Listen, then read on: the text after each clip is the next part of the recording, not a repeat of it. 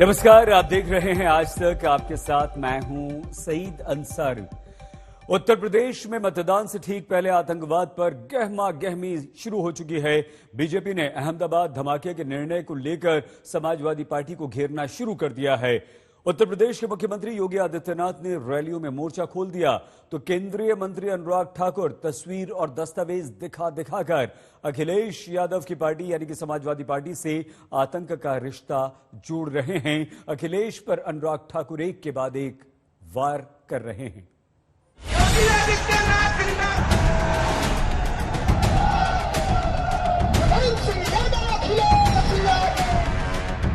तीसरा दौर आते आते यूपी के चुनाव में आतंकवाद को भी एंट्री मिल गई। 13 साल बाद अहमदाबाद धमाके की गूंज 1400 किलोमीटर दूर यूपी तक पहुंच गई। अब अहमदाबाद से आजमगढ़ की दूरी नापी जा रही है। समाजवादी पार्टी से दहशतगर्दी का दामन जोड़ा जा रहा है। याद करिए, कल अहमदाबाद की एक न्यायालय ने अहमदाबाद के सीरियल ब्लास्ट में 38 आतंकवादियों को सजा दी। उसमें से फांसी की सजा भी दी गई, आजीवन कारावास की सजा भी दी गई। और भाइयों बहनों, उत्तर प्रदेश के भी उसमें से कुछ आतंकी थे और उनमें से एक आतंकवादी का परिवार तो समाजवादी पार्टी के राष्ट्रीय अध्यक्ष के साथ समाजवादी पार्टी को वोट मांगते हुए देखा है आपने। योगी ने लाइन खींची, फिर तो उस लकीर को पकड़ने की होड़ शुरू हो गई। डिप्टी सीएम से लेकर सूबे के मंत्री तक आतंकवाद का लेखा जोखा लेकर कूद पड़े। राजनीति करने का मतलब यह नहीं है कि हम राष्ट्र के प्रति जो हमारा कर्तव्य है उसे हम भूल जाएं, लेकिन समाजवादी पार्टी कुछ भी कर सकती है। उसे सत्ता के लिए अगर देश का सौदा भी करना पड़ेगा तो मैं समझता हूं जो आतंकवादियों से समझौता कर सकते हैं, जो आतंकवादियों के परिवारों का समर्थन ले सकते हैं, जो आतंकवादियों से मुकदमे वापस लेने का कुकृत्य कर सकते हैं, वह कुछ भी कर सकते हैं। इसलिए मैं प्रदेश की जनता को भी सावधान करना चाहता हूं कि ऐसे दलों से, ऐसे दलों के नेताओं से सावधान और सतर्क रहें। जिस प्रकार से समाजवादी पार्टी के आजमगढ़ के ब्लास्ट में जिनको मृत्यु दंड दिया गया है, उनके अखिलेश यादव से संबंध जो दिखे हैं, ये भी एक गंभीर विषय है। और आ गया है समय कि जिस प्रकार से वो जो आतंकी हैं उनको मृत्यु दंड दिया है, राजनीतिक दृष्टि से भी समाजवादी पार्टी को भी मृत्यु दंड दिया जाए। ये जो है 10 मार्च को जो रिजल्ट आएंगे वो उसका एक बहुत बड़ी मिसाल बनेगी। यूपी चुनाव के प्रचार युद्ध में दंगा, कब्रिस्तान, जन्ना पाकिस्तान और हिंदू मुसलमान जैसे शब्द पहले से तैर रहे हैं। अहमदाबाद सीरियल ब्लास्ट के फैसले के बाद आतंकवाद भी जुड़ गया। अहमदाबाद सीरियल ब्लास्ट का मास्टरमाइंड आजमगढ़ जिले के बीनापार के अब्बू बशर को माना गया। कई दोषों का भी आजमगढ़ कनेक्शन निकला। मुस्लिम बहुल वाला आजमगढ़ समाजवादी पार्टी का गढ़ है, लिहाजा निशाने पर समाजवादी पार्टी भी आ गई। हम तो जानते हैं कि अगर काका गए हैं तो बाबा भी चले जाएंगे। अगर काका गए हैं, ये इसलिए शॉर्ट फॉर्म बोल रहे हैं कि ये भारतीय जनता पार्टी वाले बड़े शॉर्ट फॉर्म बना रहे हैं आजकल ABCD के। तो काका गए हैं तो बाबा भी चले जाएंगे। काका मतलब है काले कानून। काका का मतलब है काले कानून। अगर काका गए हैं तो बाबा भी जाएंगे, इन्हें कोई रोक नहीं सकता। यूपी के चुनाव में तीसरा चरण काफी खास है। चुनाव जाटलैंड से अब यादवलैंड में शिफ्ट कर गया। यहाँ समाजवादी पार्टी के कई मजबूत किले हैं। ये दौर ही तय करेगा कि लखनऊ की रेस में किसे बढ़त मिलेगी, कौन दल बाजी मारेगा और पीछे छूट जाएगा। आज तक ब्यूरो। रैली दर रैली आतंकवाद पर योगी आदित्यनाथ का प्रहार बढ़ता गया। योगी आदित्यनाथ ने समाजवादी पार्टी का हाथ आतंक के साथ बता दिया है। अखिलेश यादव को चुनावों से पहले मुसीबत में डाल दिया है। याद करिए, कल अहमदाबाद की एक न्यायालय ने अहमदाबाद के सीरियल ब्लास्ट में 38 आतंकवादियों को सजा दी। उसमें से फांसी की सजा भी दी गई, आजीवन कारावास की सजा भी दी गई। भाइयों बहनों, उत्तर प्रदेश के भी उसमें से कुछ आतंकी थे और उनमें से एक आतंकवादी का परिवार तो समाजवादी पार्टी के राष्ट्रीय अध्यक्ष के साथ समाजवादी पार्टी को वोट मांगते हुए देखा है आपने। समाजवादी पार्टी का प्रचार कर रहा है। याद करिए 2012 में जब समाजवादी पार्टी की सरकार आई थी, समाजवादी पार्टी की सरकार ने पहला निर्णय लिया था आतंकवादियों के मुकदमों को वापस लेना। श्री राम जन्मभूमि पर आतंकी हमला करने वाले आतंकवादियों के मुकदमों को वापस लेने की चेष्टा की। लखनऊ की कचहरियों पर हमला करने वाले आतंकवादियों की, गोरखपुर में विस्फोट करने वाले आतंकवादियों की, कानपुर में सीरियल ब्लास्ट करने वाले आतंकवादियों की, बिजनौर में विस्फोट करने वाले आतंकवादियों के मुकदमों को वापस लेने की कुत्सित चेष्टा की थी। आप अनुमान कर सकते हैं, सपा नई हवा है, वही सपा है। सपा का हाथ साथ, यानी सपा का हाथ आतंकवादियों के साथ, ये एक बार फिर से साबित हो गया है। आतंकवाद वाले वार पर केंद्रीय मंत्री अनुराग ठाकुर ने प्रेस कॉन्फ्रेंस कर दी और अखिलेश यादव को एक बार फिर से कटघरे में खड़ा किया, निशाने पे लिया, उनके फोटो दिखाकर उनसे सवाल किया। अहमदाबादी हमले के तार समाजवादी पार्टी से जुड़े हैं और जिन 49 लोगों के खिलाफ ये बात आई है, उनमें से जो एक मास्टरमाइंड की मैं अगर बात करूं, ऐसे हैं मोहम्मद सैफ पुत्र शाबाद अहमद, मिस्टर समाजवादी पार्टी नेता। ये मिस्टर समाजवादी पार्टी नेता कौन है? अखिलेश जी की बोलती इन पर बंद क्यों है?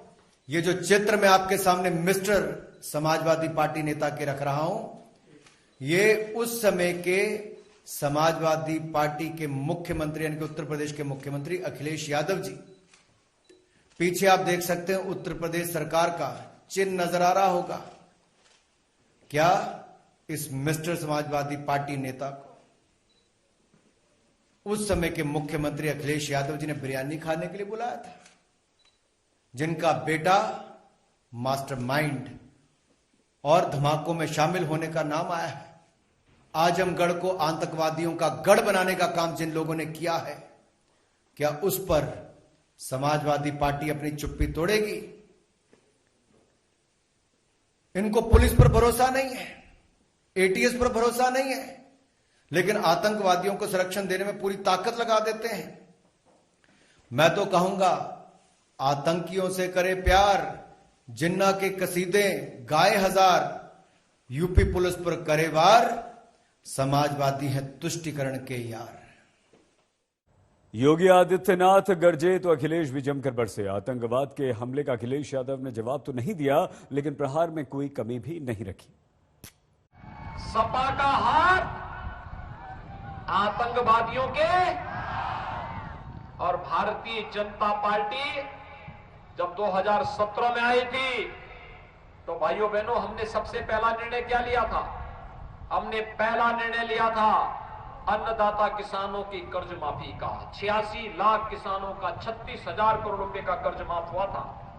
अकेले पीलीभीत में 45,000 किसानों का कर्ज माफ हुआ था। पीलीभीत में 45,000 किसानों का कर्ज माफ हुआ था।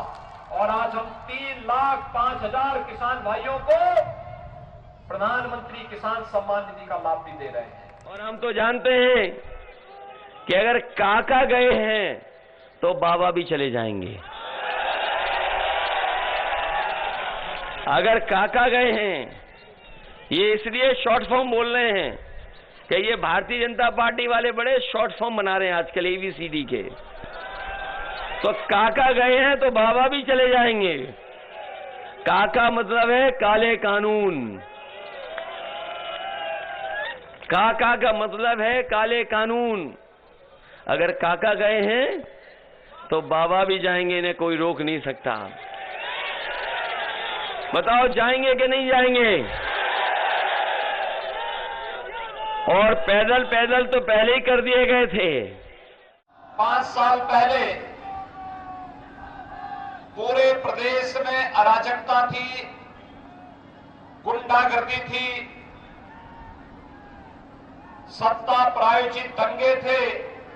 5 साल में कोई दंगा प्रदेश में नहीं हुआ। आज प्रदेश में कर्फ्यू नहीं,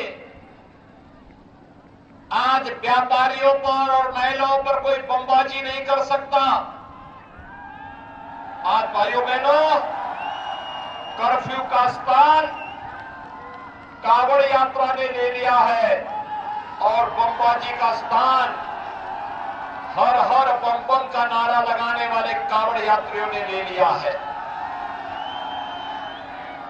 प्रदेश के अंदर 25 करोड़ नागरिकों को सुरक्षा की गारंटी है। पहले दूसरे चरण में ही समाजवादी पार्टी और गठबंधन ने शतक लगा दिया है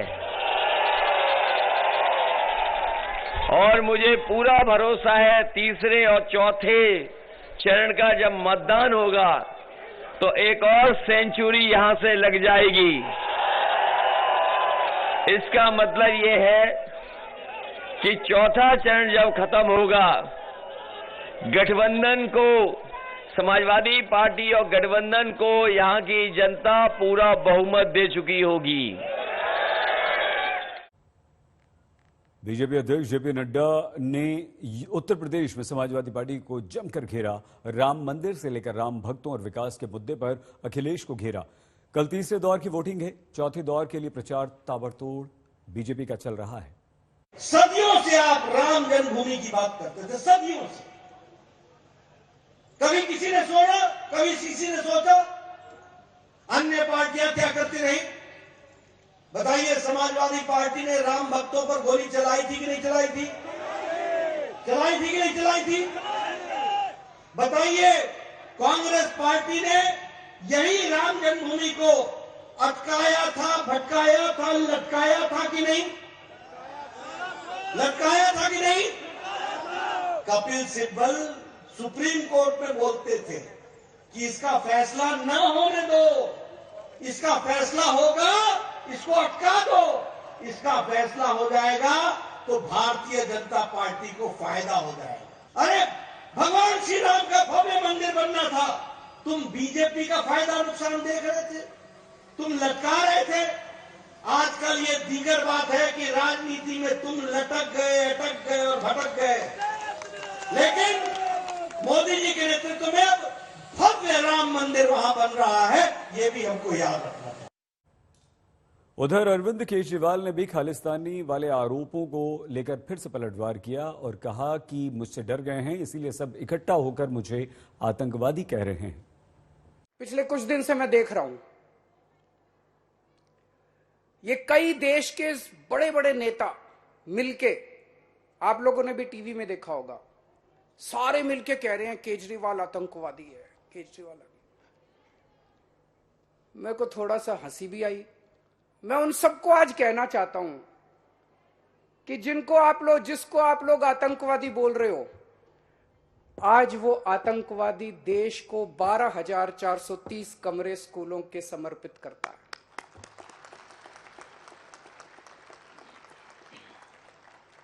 आज वो आतंकवादी ऐसे स्कूल बना रहा है जिसमें एक ही डेस्क पे बैठ के गरीबों के और अमीरों के बच्चे पढ़ रहे हैं। आज वो आतंकवादी भगत सिंह और बाबा साहब अंबेडकर के सपने पूरे कर रहा है। नेताओं को सबसे बड़ा डर और किसी चीज से नहीं लगता, स्कूलों से लगता है। क्यों लगता है?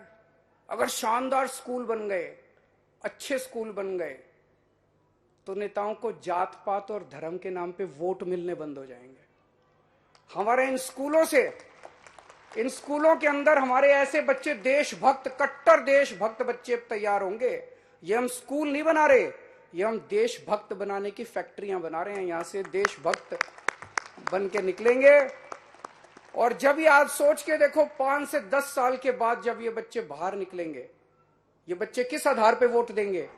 ये धर्म और जात के आधार पे वोट नहीं देंगे, ये देश के विकास के नाम पे वोट दिया करेंगे।